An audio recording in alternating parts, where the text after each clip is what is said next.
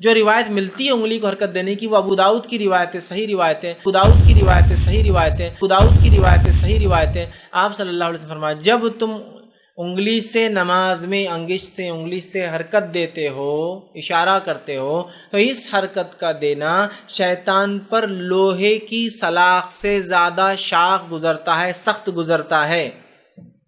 یہ حضرات حدیث پڑھتے ہی نہیں، کہتے ہیں ابو داؤد میں ہے کہ حضور انگلی ہلاتے تھے، لکھا ہے ان کے مفتیوں نے مولویوں نے ابو داؤد میں ہے کہ حضور صلی اللہ علیہ وسلم انگلی ہلاتے تھے۔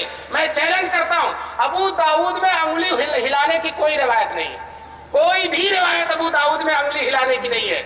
ابو داؤد میں چند روایتیں ہیں، ایک روایت تو یہ ہے ابو داؤد میں کہ نبی پاک صلی اللہ علیہ وسلم نے انگلی کو اٹھایا اور اشارہ فرمایا، وہی روایتیں جو مسلم میں ہیں، وہی روایتیں 4-5 ابو داؤد میں ہیں۔